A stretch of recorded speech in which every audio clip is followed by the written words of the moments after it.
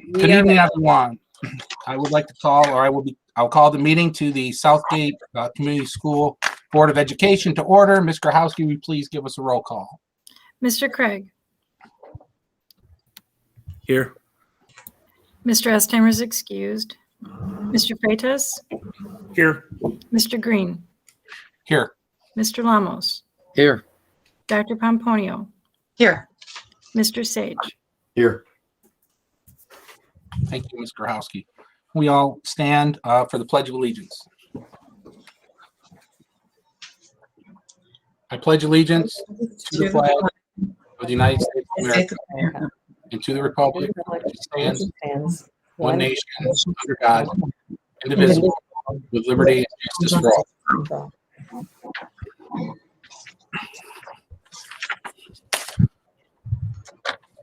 Southgate School's mission statement is learning for life. Our vision statement is Southgate Community Schools, the best choice for students and parents.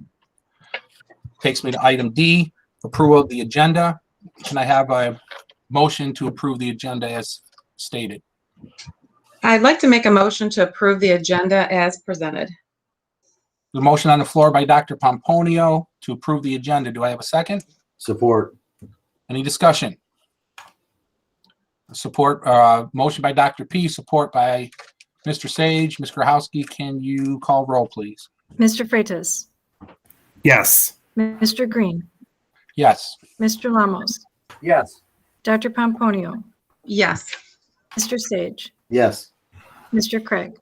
Yes. We have an agenda, which takes us to citizens' comments. Dr. Irvine, do we have any citizen comment? We do not today. Thank you. Brings us to presentations. Our first presentation, Dr. Irvine, I'm not sure who's going to be presenting it, but it's the Southgate YMCA before and after school partnership. Yes, thank you, Vice President Green. We have with us today Abigail Secco from the Southgate YMCA, and she has a presentation for us, and I will be loading that presentation for us now. Abby, I just want to kind of see, oh, there she is. I see her now. And welcome, Abby. We appreciate you being here, and I'm going to go ahead and put the presentation on now. Absolutely. Thank you for having me. I am Abby Sacco. I am the Executive Director of After School Day Camp through the YMCA of Metropolitan Detroit. Thank you, Dr. Irvine, for presenting for me. So I'm sure everybody has heard through word of mouth at this point that the YMCA is looking to support before and after school programming in the 2021-2022 school year and in the future. So really quick, our presentation hopefully doesn't last too long for you, but as of right now, as many of you might know, the YMCA is the largest provider in youth programs in the United States. As of current, our current program operations in Metro Detroit is we serve in 11 different day camp programs, and we also currently, pre-COVID and then currently while we sit post-COVID, well, in COVID, I guess. We have 52 before and after school programs that we operate in as well. All of our programs are school-based programming, so they are located directly in all of the schools that we serve. So we can move forward. Thank you. This is kind of just a brief breakdown of our current operations. We do serve meals daily to all of our programs as they sit. This includes supper programs and snacks. Like I said, we have 52 operational programs across Metro Detroit in 3 different counties. And pre-COVID, we served about 4,000 students. This year, our model has shifted a little bit. So we shifted our programs to provide day services to support kids with virtual learning. And we have had about 550 students across Metro Detroit at different locations from there. All of our staff are trained, CPR first aid certified, and additional training goes into that. We do follow all of licensing, LARA, state and regulation guidelines. So for that specifically, our staff receive 16 hours of training annually. That in itself is specific to state licensing, and our staff receive much more training than that.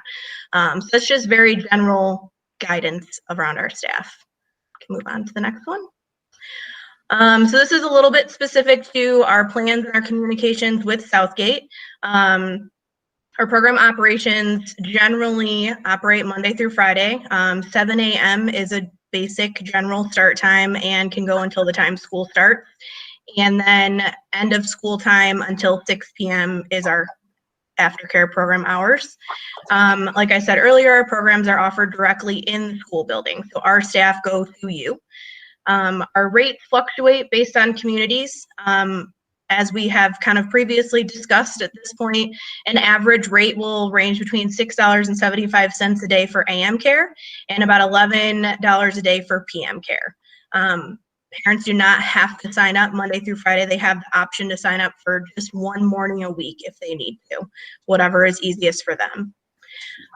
We have a special that we wanted to be able to communicate with you guys as well is all of our Southgate program participants in before and after care. They will receive a complimentary youth membership, utilize the facility at the Southgate YMCA. This helps them get into programs such as swim lessons, summer day camp, and any other youth enrichment programming that we offer as well. So just a quick kind of background of what our program operations look like. All of our staff, like I said, they receive facilitation training regularly as well. So daily, our program operations are set up to provide at least 30 minutes of structured physical activity. In that is also included nutrition programming, which we incorporate with the meals and the snacks that we provide to all of our students. And then daily, students will also receive at least 30 minutes of homework or tutoring help by our staff as well. And then we also provide a structured activity around math, literacy, or STEM programming. This is more of a lesson plan curriculum-based system that we use with our students to keep them engaged. We do offer youth choice, which is also gives all of our students the opportunity to choose between station-based activities as well. This is, again, very basic of what our kids look to see. We do also provide social and emotional skills as well, character development around the WISE 5 core values. So all of that, we have a retired school teacher that helps us write a lot of our curriculum. And then we also have a full-time social worker on site within our association that has created social emotional learning curriculum for all of our programs as well. Like I said, our staff are all trained, background checked through the actual state of Michigan and fingerprinted as well. Like I said, to follow state and licensing guidelines. Our staff structure is we have full-time program directors that work with amongst multiple program sites. And then we have full-time site supervisors, which we have directly on site at each of our individual programs. And then we have part-time staff as site assistants to help make sure that we can fill ratio needs across the state to make sure that kids are safe and staff are safe at all times as well. Our long-term outcomes is continue to support kids and youth within our communities. Like I said, we have been in 52 different school locations across Metro Detroit.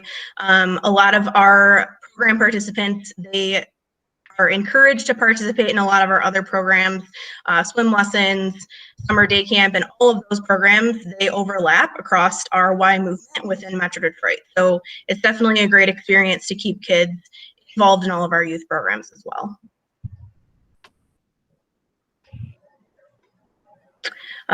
Short term, this is a very YUSA type build out. It's what we focus on across the Y movement is achievement, belonging, and relationships. So that being said, all of our program, as I just said, is developed to help all of our kids and our staff and our youth specifically keep things consistent across all of our programs as well, make them feel like they're a part of something. They want to come to our programs. They want to be there to see their staff and to see their friends on a daily basis.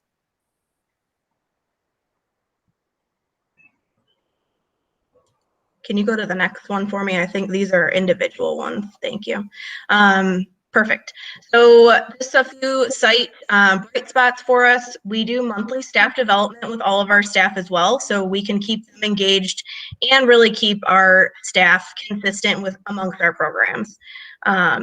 Also, our meal program, we continue, and this has been a huge success for us, especially during the pandemic, is to continue to provide meals across Metro Detroit. We have a big focus on parent engagement as well. So monthly newsletters, we have a blog set up so families can see what's happening at each of our school sites and within our day camp programs and all of our other programs. We do set up monthly engagement activities with our families so they can participate in programming with us across the Ys as well, and other areas to just keep positive behavior models and management within our programs and to keep everybody involved.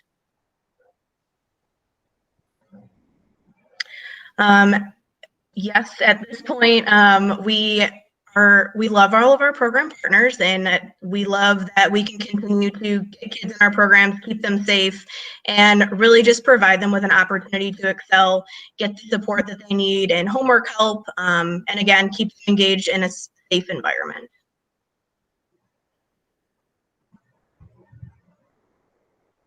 And I think that is it. Thank you, Abigail. Absolutely.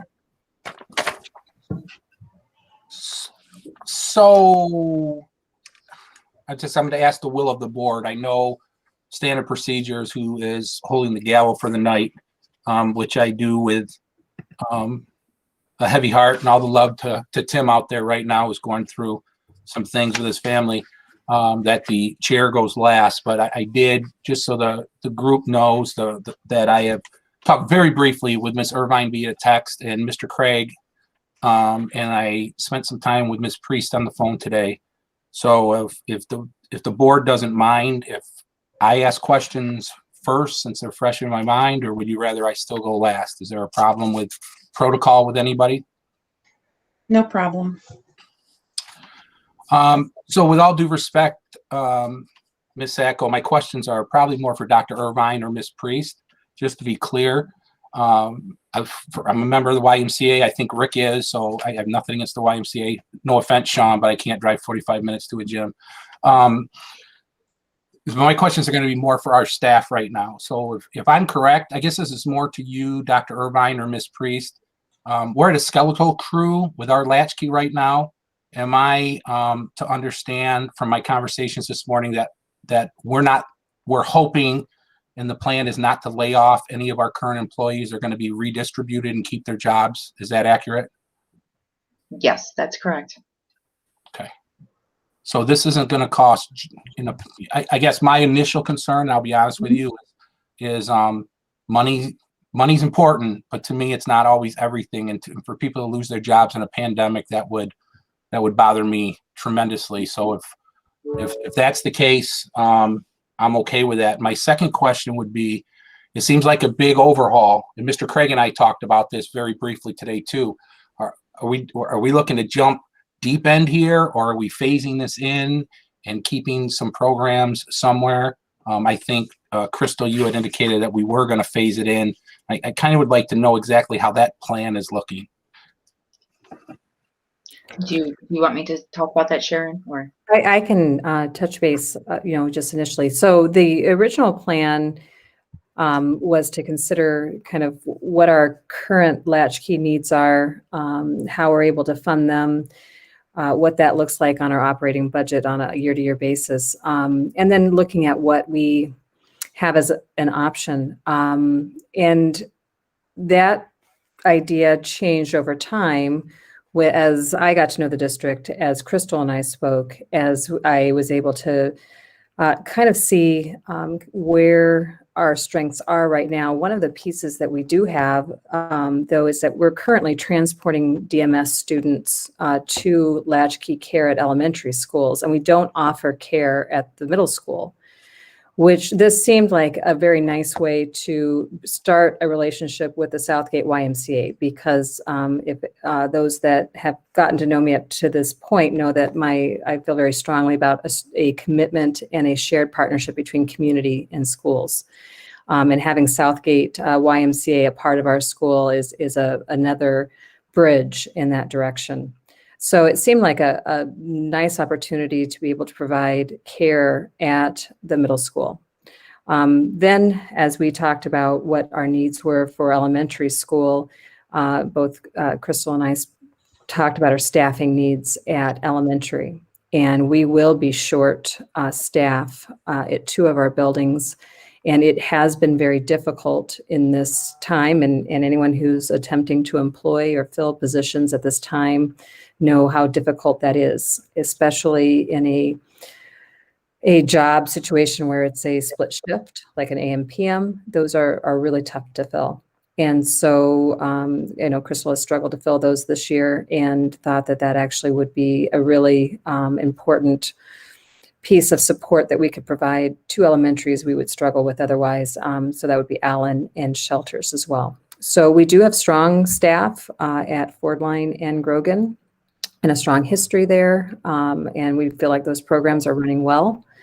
So we don't see that need there, but we can invite the partnership into those Allen and shelters. And Crystal and I have spent some time talking about what that means for making sure that the experiences that our children have across the board are similar. So I know Crystal did a walk through our parent handbook and kind of compared that to the YMCA's parent handbook to make sure that our policies and practices are similar, that our rates are similar. And then on the flip side, the Southgate YMCA committed to providing youth memberships for the kids that are in latchkey at Ford Line and Grogan, even if they're not part of the Southgate YMCA. That way, everyone will get to experience it if they're in or before school after care, regardless of who the primary umbrella is. So we have talked quite a bit about how that plan can work together. And I do think that the Southgate YMCA and Southgate Community Schools share a parent base, a family base, a community base. And so I do believe that we have a shared interest in making sure that the quality of care for our kids is high. Okay, so I'm just gonna double down here and reiterate. I love the YMCA. I love community relationships. I think it's great. We're short on staff, so we are gonna redistribute who we have now, and the hope is that nobody is losing their job. Correct? That is correct. No one is Okay. losing their job because of this. That is correct. That's my major concern right now. That's my personal major concern. Any other questions for staff? Mr. Sage.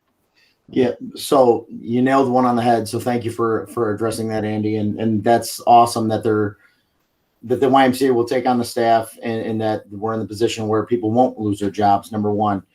Secondly, I don't know if the viewing public knows, but I actually manage health clubs. So I'm in the boat, and where Sharon's coming from as far as staffing concerns, it's tough. It's extremely tough. So this will be a help with that.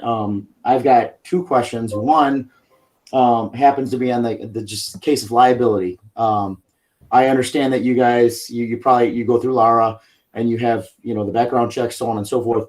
If something happens within the school property, who's liable at that point? That's number one. So the YMCA will have their own insurers and their own policies, and we would expect any program that's going to be working with our kids to have their own policies and procedures and insure, and they do have that. So they are a separate entity. They are simply using our facilities to provide care. So that is a difference in who has the umbrella of responsibility there. So the liability will be exclusively that of the YMCA. To some degree, certainly if we're aware of care, a crisis of care quality, and are aware that we might have children in jeopardy and do nothing about that, there could be an indirect accounting for us, but that it wouldn't be a direct one. Okay. All right. Thank you. Secondly, Anna, I guess I do have 3 questions. I apologize. Secondly, this is for Mrs. Sacco.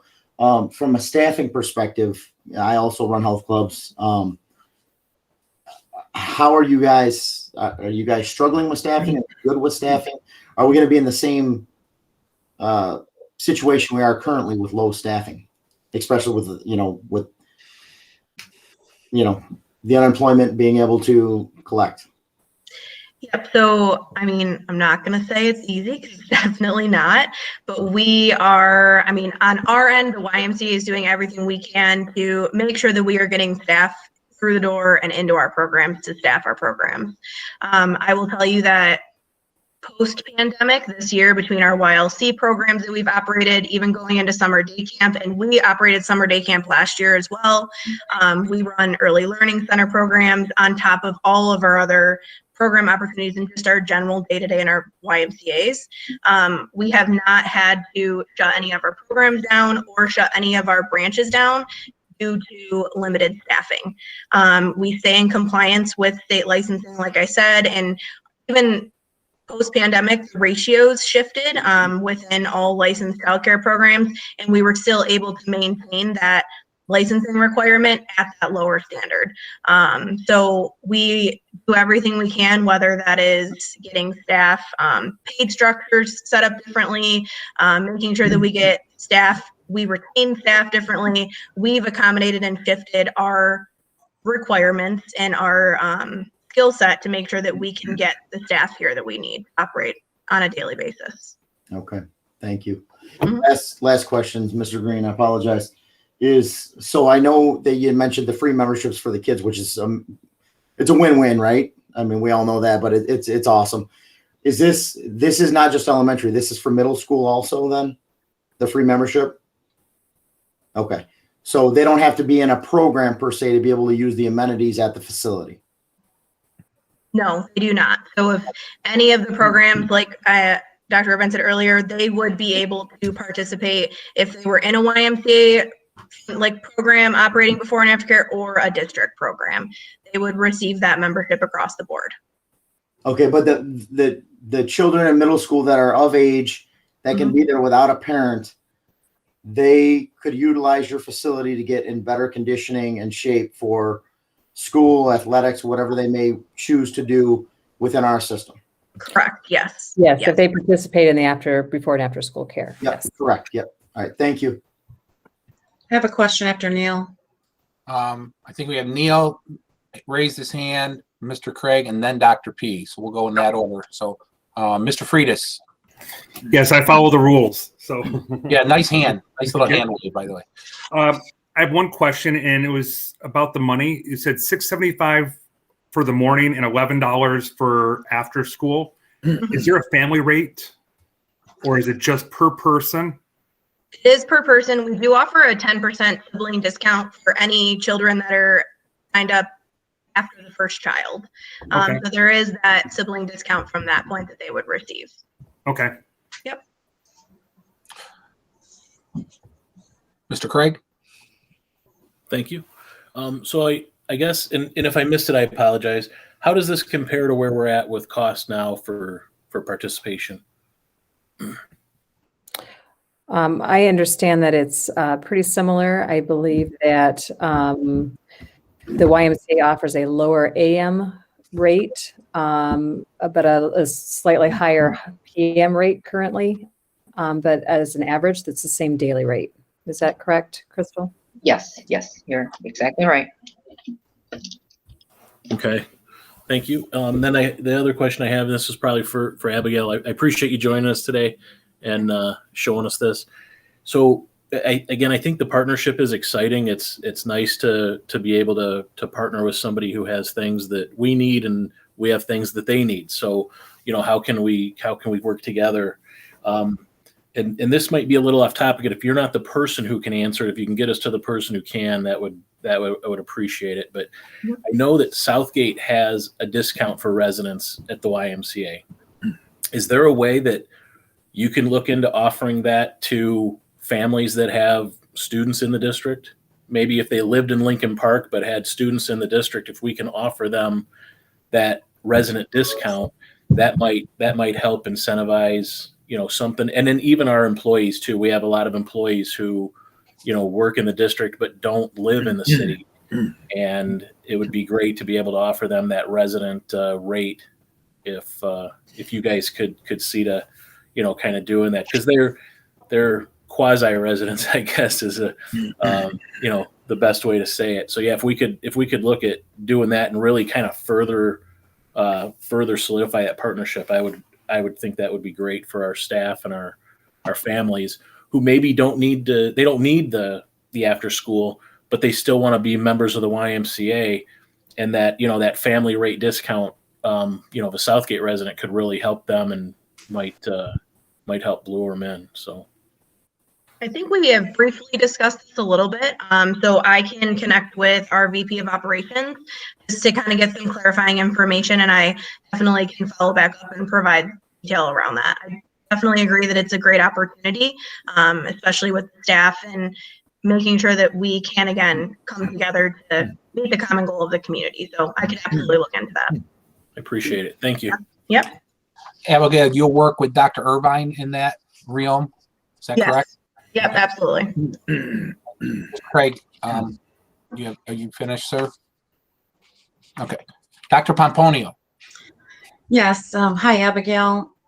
I was wondering about the question about you saying that the students, elementary and middle school will have free memberships. Mhm. Will that include and kind of to Jason's question, will that include their families or just them? Because what will they have access to as an elementary student or middle school student? So at this point, we did decide that if there was a student that the family was enrolled in our program and they wanted to receive that Southgate discounted rate, which is, I believe, $61 a month for the family, we would accommodate that for the family as long as they were within our program, that within the before and after care program. So it was specific to enrolled participants, but they could receive that Southgate rate specific to the community, family, that is. Yep. Okay, and then the other question I have is, what are your COVID protocols for if someone was tested positive or any student? So what are the protocols?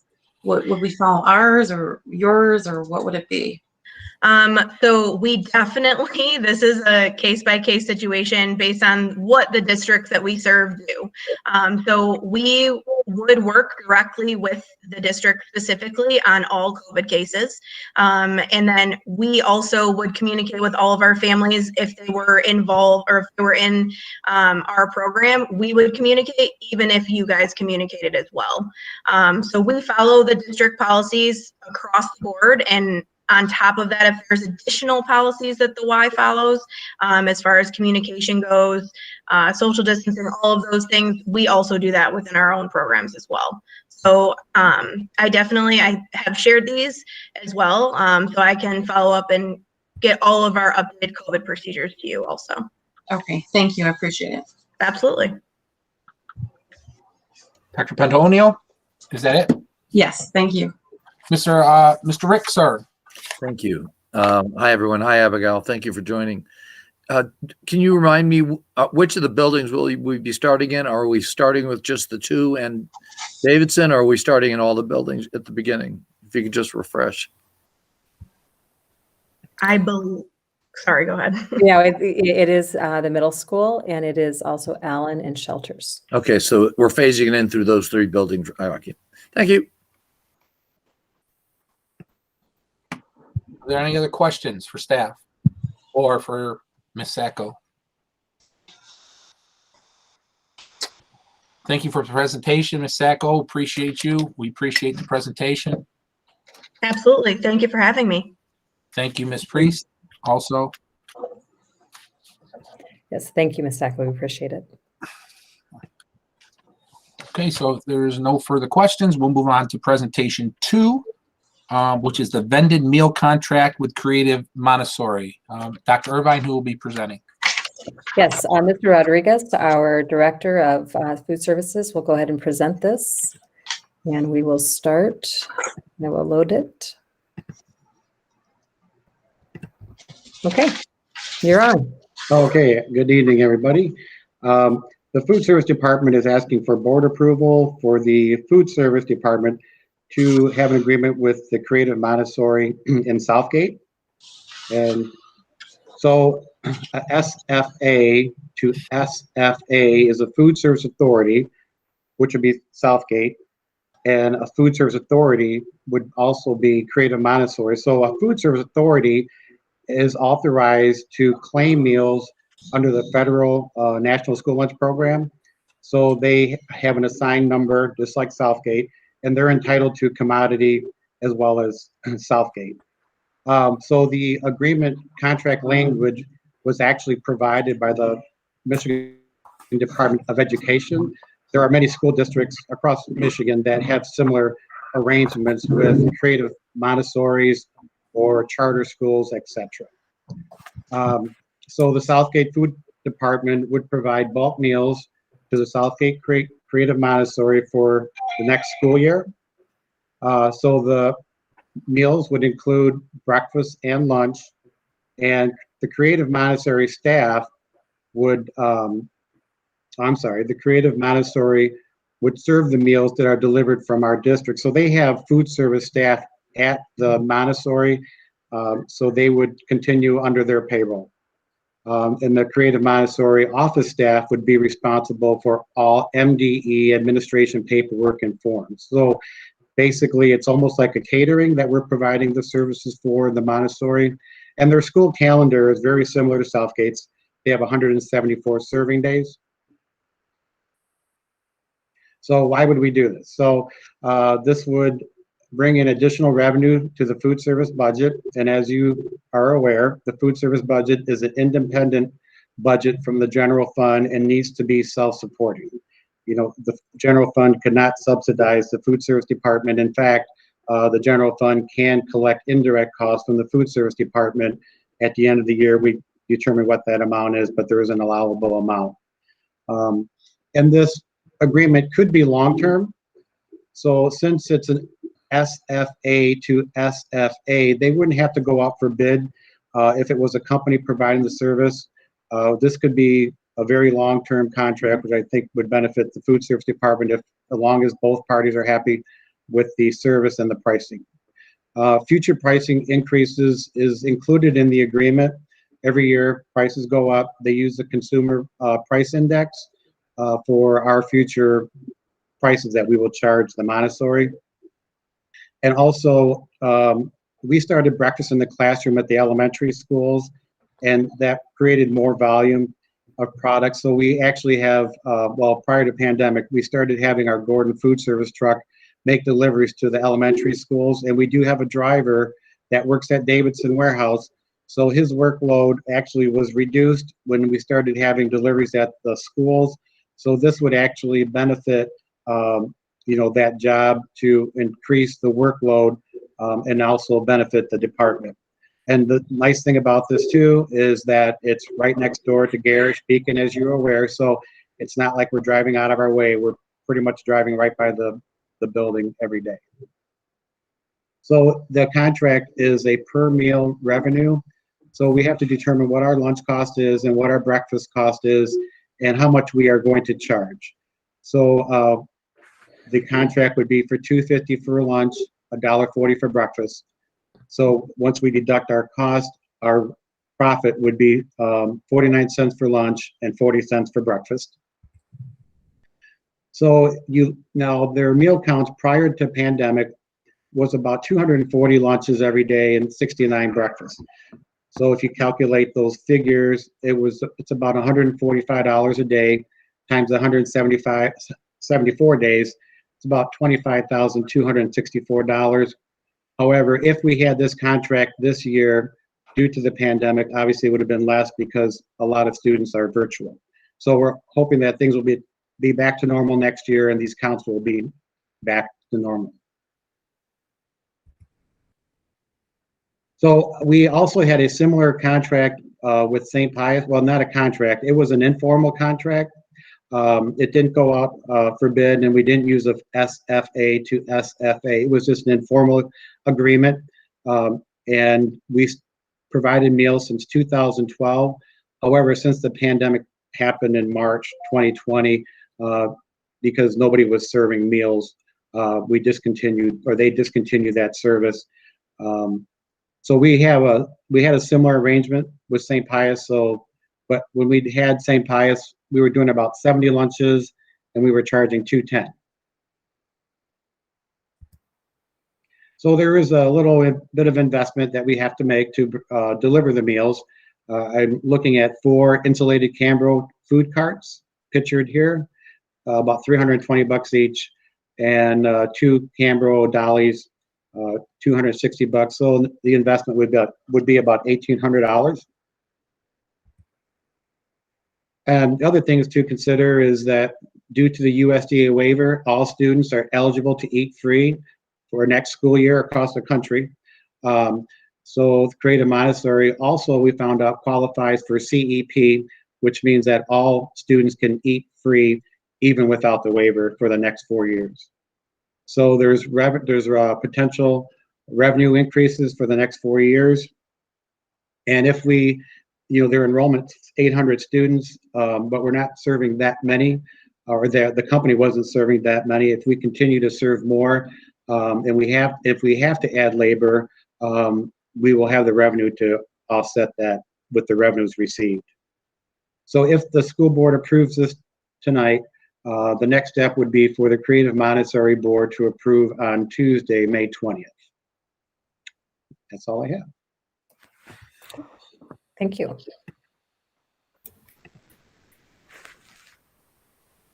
Unmute, Andy. I'll say that again. Thank you, Mr. Rodriguez, for the presentation. Thank you for joining us tonight. And I will open the floor to any questions from the board. Rick, do you have your hand up, sir? That was a legacy hand, but I'll use it now because I have a question. Mr. Lamos, you are on, my friend. Thank you. So, Mark, good to meet you. I'm Rick Lamos. Thank you for joining. Thank you. Can you describe? I want to better understand when we say profit per meal on the slide earlier.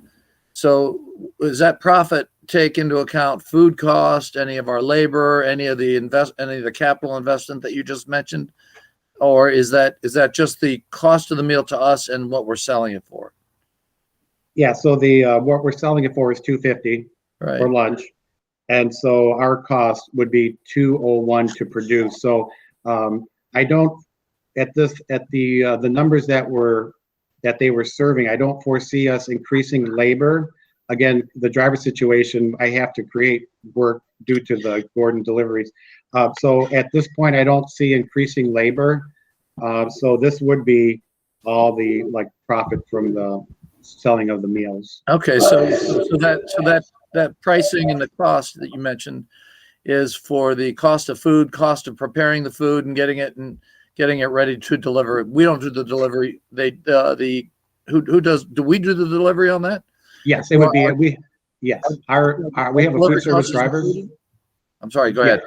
Yeah, we have a food service driver that would be delivering those meals. And so, are the delivery costs included in that profit? Yes, because I'm not adding labor, so it would be. We're not adding labor to produce this. Okay. All right. Okay. Good. And then the investment we have to make in the boxes we saw there with the food in it. Have you accounted for that, amortized that cost over these services? Is it strictly for this contract? Yes. So I didn't deduct the equipment, $1,800 from the 49 cents and the 40 cents. It's a 1 year investment. So if we continue to do this year after year, that equipment lasts for years. Sure. Yeah. I was just trying to distinguish what was included in that cost factor. Thank you. Thank you, Andy. No problem, sir. Dr. Pomponio, and then I saw Mr. Sage hand up. Dr. P? Hi, Mr. Rodriguez. I have a couple questions. The first one is, if we're charging for the meals for lunch and stuff, and they have a waiver, how do we get our funds? How do we get the funding for the lunches? So I would invoice the Creative Montessori at the end of the month based on how many meals that they're asking for. Okay. So for every meal that we serve or send them, we are getting reimbursed for each meal. Okay, and the other question I have is now, so we don't waste food, do the parents have to order ahead of time the meals for the students? They do. They actually told me that they would give me almost a week's advance notice of how many meals they would want. Okay, thank you. I appreciate it. That's impressive. Mr. Sage? Yeah, just kind of going off of Mr. Lamos's question, is the projected with your investment costs, with the carriers or the heaters, whatever they may be, with the 1 year agreement, do we know what the net would be roughly? Well, based on participation, if I use the meal count prior to pandemic, we're looking at 25,264. I would just have to minus the 1,800 from that amount. Yeah. So the second question is what is the negative in this situation? If there was a negative, what is it? I don't think there is one, to be honest with you. I mean, it's sort of a no-brainer. Thank you.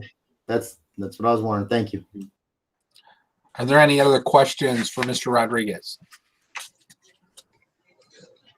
Mr. Rodriguez, once again, appreciate the presentation. Thank you very much. Thank you. Yeah. That's going to take us to presentation 3, the policy update, the first read of the policy update. Dr. Irvine? Yes.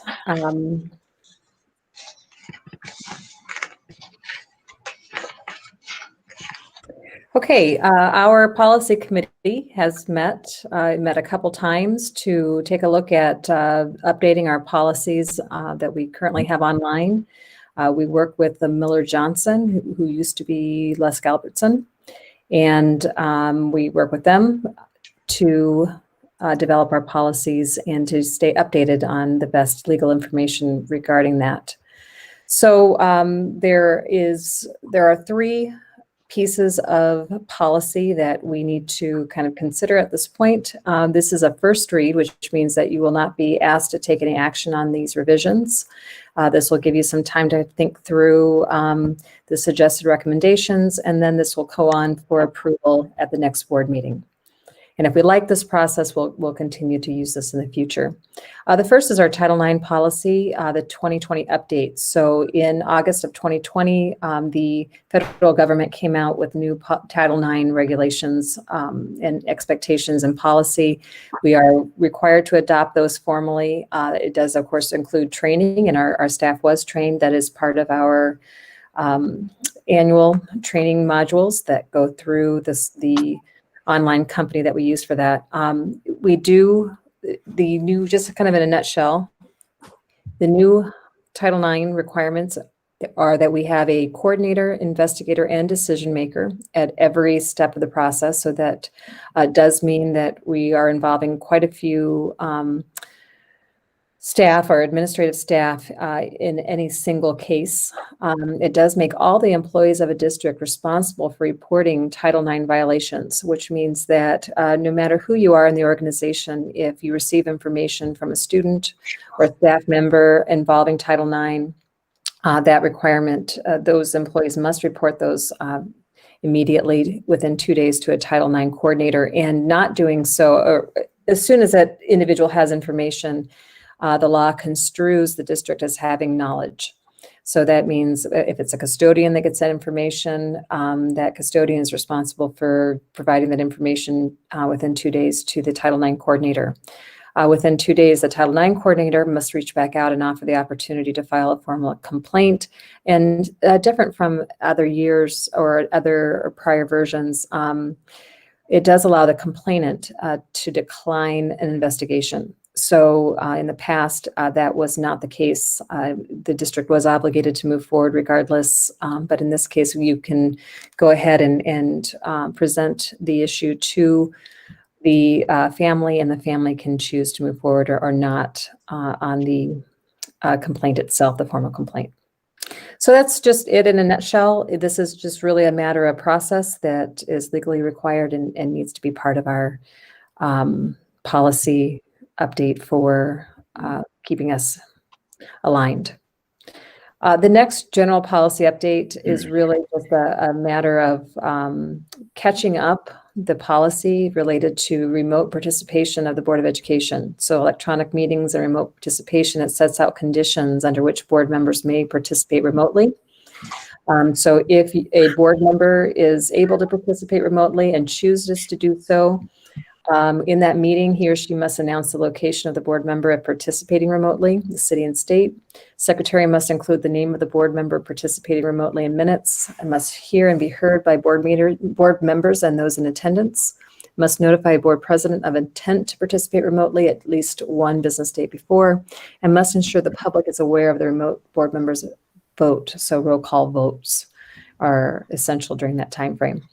This is the reason we are not currently meeting in person, is that we are working with the city to find a way in which a board member who must or wants to participate remotely can be heard by board members and those in attendance. So at City Hall, the tech system there is not allowing for both the live streaming and for participation. And so this is really what's holding us up. I know there are a lot of questions from the public on why we're in person at the school level, but our board member meetings are still not in person. And so we do have to have that functioning in order for us to begin meeting in person, just in case we do have someone that needs to do that. Other general policy updates, these are really just technical, procedural. You have a student bullying section where it transfers the details of the implementation of investigations to administrative regulation rather than having them as policy. In other places, you have the merging of different policy sections. So for instance, policy 8005, which is in general policy, is moved to health and safety. Policy 2007, electronic cigarettes, vaporizers, is moved from 6007 to 6006. So it's really just a combining of language. There's no change to the requirements within it. And then transfer of 6013, disposition of surplus assets, to 5004, surplus property. So those are, again, no substantive language changes there, just different ways that they're organized. We do have one recommendation for online fundraising, and policy 5010 currently does not allow employees to use the district's name, logo, or likeness without approval. And we are extending that just to the general public, just to make sure we're consistent on that. And we also require that if there is a donation of money collected by lottery or raffle, that the appropriate licensure or charitable organization registration is included in that donation, so that we can make sure we're in the best legal position if anything were to come up. So those are the policy recommendations that you will be asked to approve at the next board meeting. Thank you, Dr. Irvine. Open questions for Dr. Irvine. I know Mr. Lamos had his hand up first, so we will start with him. How many? I saw the coordinator. I think there was a investigator and a third role. Yes. Do we have one of each for the district, or one of each per building, or what is that? You mentioned employee participation. Yes. So there's one district Title IX coordinator. That's Kendall McVicker, currently in our district, and we're required to actually put that in the title. So she's not just the director of alternative education or at Asher, she's also the Title IX coordinator, and that's all part of her byline in her email now. That's all part of the new rules. The investigators are any administrator who is handling the complaint within the building. So if this is a complaint that's coming from the middle school principal would be the investigator at that point in time. Okay. So that's a rotating whoever is handling the complaint itself and is in the closest proximity to what's happening. And then there is a decision maker role, which in a district of this size will fall to me in terms of what our ultimate decision on how we'll deal with it. And that doesn't have to be me. Again, decision maker can rotate to others as well. So it can be at the high school level. It can be an assistant principal can be the investigator, and the principal can be the decision maker, which would be preferred. But if you have an elementary principal, for instance, they don't necessarily have that extra layer. Okay, thank you. Andy, Dr. Pomponio. can you give the viewing audience some examples of what the Title IX violations would be that they would report? Yes. So if a student came up and talked to, for instance, a custodian and told them that her boyfriend was treating her badly or treating her in a way that made her feel like she couldn't come to school for some reason, or somebody in class was that way. And for reasons of something related to sex or sex harassment, they were experiencing that. So if they would just happen to mention that to a custodian, for instance, that custodian would then be responsible for reporting that, because the district then would be considered to have knowledge. Right. Okay, thank you. Any other questions for Dr. Irvine? Okay, thank you very much. And well, we're going to stay right with you, Dr. Irvine. We tell you the superintendent's update. Okay, just wanted to say thank you to all of those who have responded regarding our beautification weekend coming up. I know we're competing with all of your own lawns that you have scheduled for this weekend, and also all of your track meets and all of your softball games and your baseball games and everything else that's scheduled. So we appreciate those who are making that time, and we also appreciate those who said, hey, I can't do it this weekend, but you just let me know when you have a project, and when I have time, I'll get to it. So those have been in abundance as well, and we really appreciate it. And we're really excited because we have students that are going to be involved as well. And on June 5th, we're going to extend it, and the band is tentatively scheduled to help out on some big projects that may not be completely taken care of. So every site, we have some projects identified that we think will make some quick improvements just to the look of the school, and we're excited about that. So thank you to all of you who stepped up on this and appreciate it. And we hope that this will be an annual thing. And thank you in advance to the Rotary Club, who is coming out to Asher to do some heavy lifting on some bed work, and that's exciting. Nice. Thank you, Dr. Irvine. Finance update. Nothing tonight. Perfect. That takes us to the consent agenda. If you had a chance, this includes consent item 1, minutes from April 27th meeting, consent item 2, HR update, and number 3, the disbursements for April 2021. So Mr. Vice President, I'd like to make a motion to approve the consent agenda as presented. Is there a second? Support. Mr. Sage, I think Dr. Pomponio's motion on the floor, and by Dr. Pomponio, support by Mr. Sage to approve the consent agenda. Is there any discussion? Mr. Houski, will you please take roll? Mr. Freitas, Yes. Mr. Green, Yes. Mr. Lamos, Yes. Dr. Pomponio, Yes. Mr. Sage, Yes. Mr. Craig. Yes. Motion carries. Takes us to our action items. Action J1, approval of the partnership with the Southgate YMCA for before and after school care at designated sites. I think we already had a bunch of discussion, but if there's any more discussion, this is everybody's last chance to dance.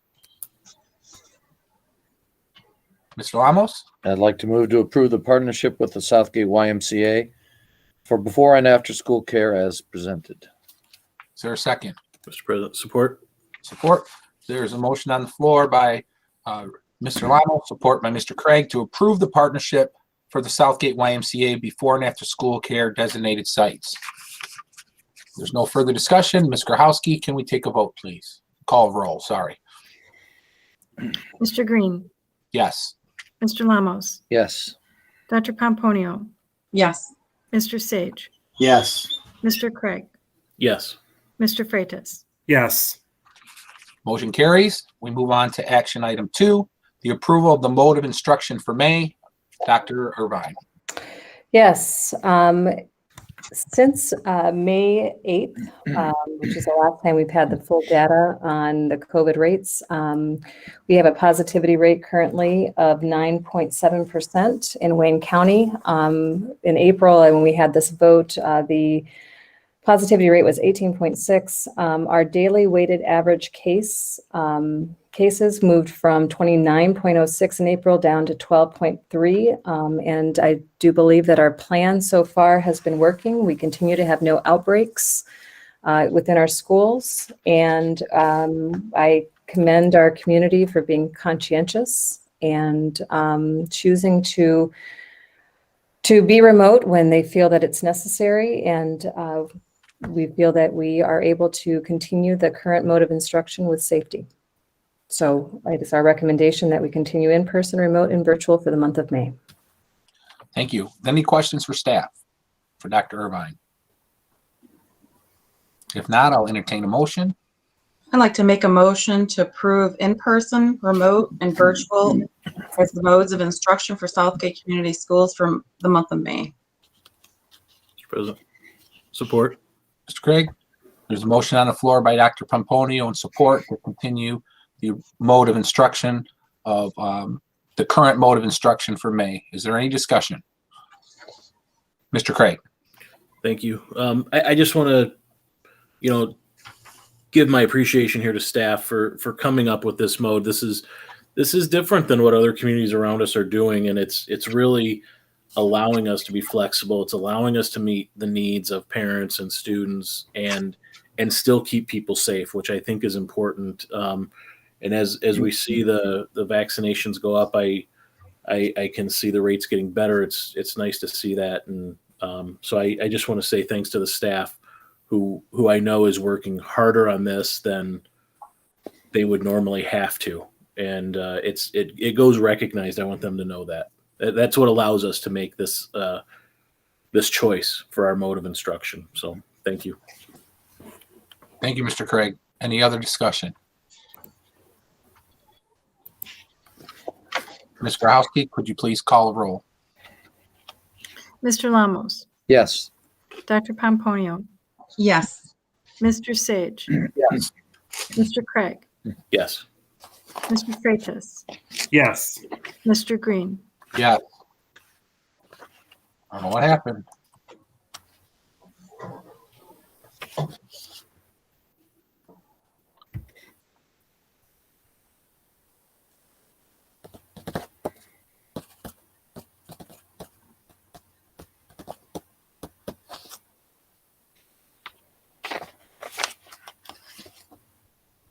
I think Andy quit on us.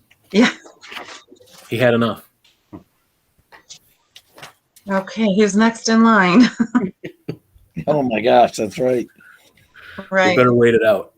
I'm last in line. Let's just all be clear about that one. right. I believe I'm last, Neil.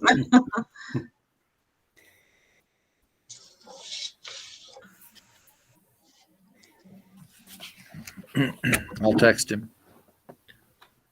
Darlene, you might have to take over. You better be ready. Yeah, just let me know when. Give him a couple minutes.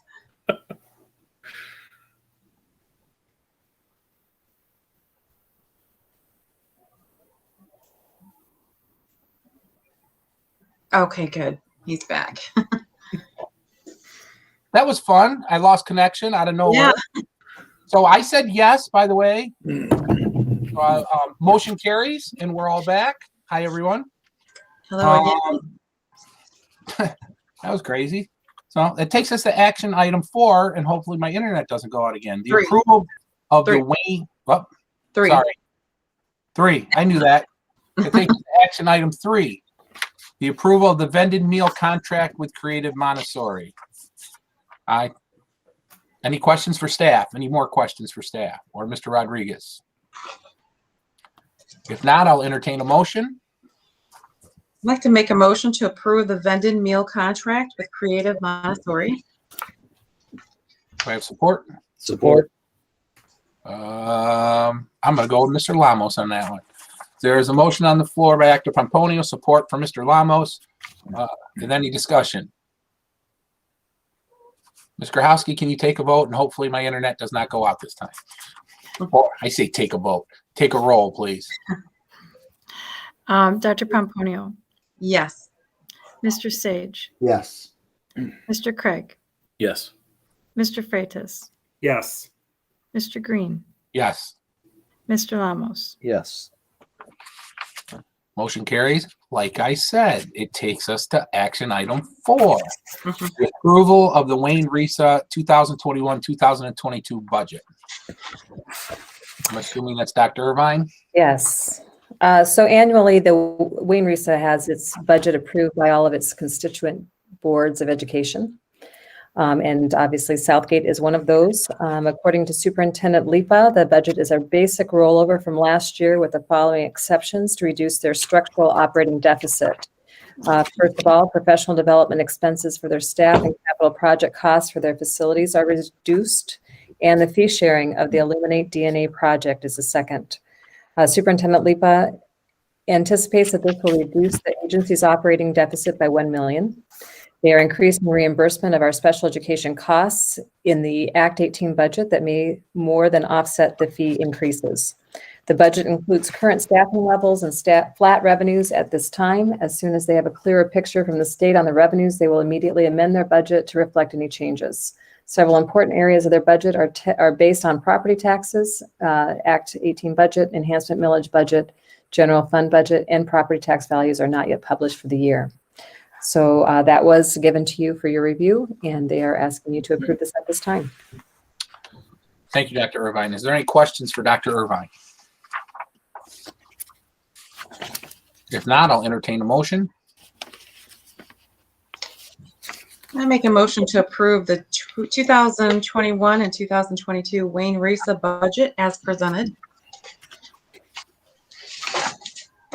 Do I have a second? Support. Thank you, Mr. Lamos. There's a motion on the floor by Dr. Pomponio, support by Mr. Lamos to approve the Wayne RESA 2021-22 budget. Any discussion? If not, Mr. Grahowski, can you please call the vote? Mr. Sage, Yes. Mr. Craig, Yes. Mr. Freitas, Yes. Mr. Green, Yes. Mr. Lamos, Yes. Dr. Pomponio. Yes. Motion carries. Takes us to item K, employee representatives. Are there any employee representatives tonight, Dr. Irvine? No? No. Take us to L, which is information and announcements. I have a few. Dr. Pomponio? First, I want to say to Tim, he's always supporting us. I'd like to send prayers to him and his family at this current time.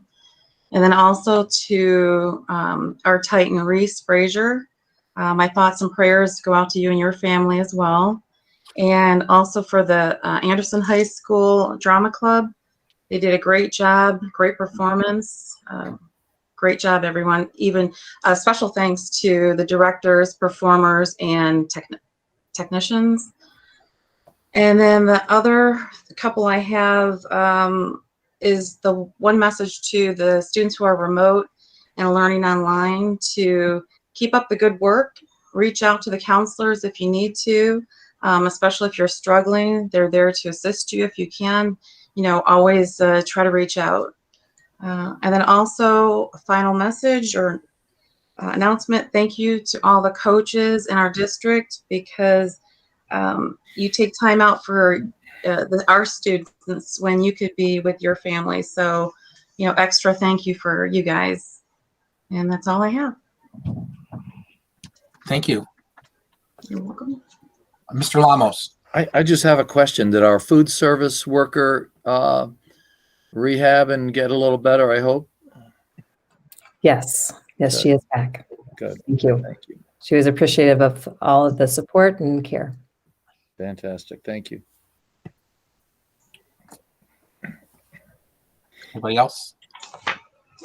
I'd like to read a message from Mr. Estheimer as he's watching at home, taking care of business, and just sent me an announcement that he would like to make. So through President Estheimer, he would like to state simply, thanks to the board, the staff, the parents, everyone else who had reached out to me. Sorry I couldn't be there. Very simple, to the point. So I will end the informational announcements and piggyback a lot of what everybody says. And hopefully I don't get into an Academy Award speech, but I think it's important that we recognize everyone. I agree wholeheartedly with Mr. Craig. It was in my notes that the teachers and the staff and the administration who put our return to school plan together is second to none. I think it's worked overall. I mean, you never know what the future is going to hold, but right now I think we had a plan that worked for us. Unlike a lot of other plans that are out there, and everybody's doing something different. So I'm not criticizing, but that's a credit to this staff and to the teachers, I think, to this administration for sure. So a big thank you to all the teachers, all the staff for everything that you do. I like to thank this board we made some tough decisions, and we can't make everybody happy, and we haven't, but we tried to do the best that we could. So the resolve that my fellow board members have had, I appreciate. And then everybody in this community that I really, I have to say, it has pulled together the food service people every week, the administrative assistants, and of course the teachers, and I hope I don't forget anyone. And finally, the students, obviously, all the students, for whatever you're home, it's online, at home, whatever you need, and keep up the good work, and accolades to the drama club and the sports teams and the band and everything else, and all the activities with being able to do a prom, and the people that have helped out in the community in a graduation. So it's really a community effort and hard times, and I think we really pulled together as a group, and finally, to the community, everybody who's experienced loss, and it doesn't have to be COVID, it has to be anything, because I know Mr. Sage experienced another loss, and then Mr. Estheimer is going through a tough time, and Mr. Estheimer and I lost a close friend last week, and we're at a funeral also. So to anybody, be kind to each other. I'll just keep it at that. Love each other. Okay. So, Mr. Sage. I just, piggybacking off of that, Mr. Green, is unfortunately, Mrs. Hinsman also lost a dear loved one, as a lot of us on this panel here have gone through. And you guys know that I've lost a number of people, and unfortunately lost my aunt on Mother's Day. And these staff are working through it. This board's working through it, and God bless every single one of you. Tough decisions, and we may not always agree, but we all respect each other. And thank you to the community. So that's all. Thank you for bringing that up, because I worked with Beth's mom at Asher when I was a teacher, Vicki Owens. She was an absolute beautiful lady, a wonderful lady. So, condolences to all the families that are struggling. And Tim, we love you.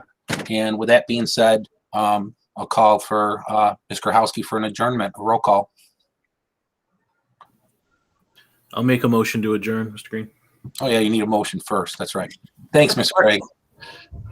Support by who? Mr. Lamos. Tim's right. Trying to look through all these screens it's tough. There's a motion on the floor for an adjournment, and support by Mr. Lamos. Motion, I believe, by Dr. P, and I will not say no this time, I promise. Ms. Grahowski. Mr. Craig, Yes. Mr. Freitas, Yes. Mr. Green, Yes. Mr. Lamos. Yep. Dr. Pomponio, Yes. Mr. Sage. Yes. It is 8:08 p.m. Southgate. Have a wonderful evening and be safe.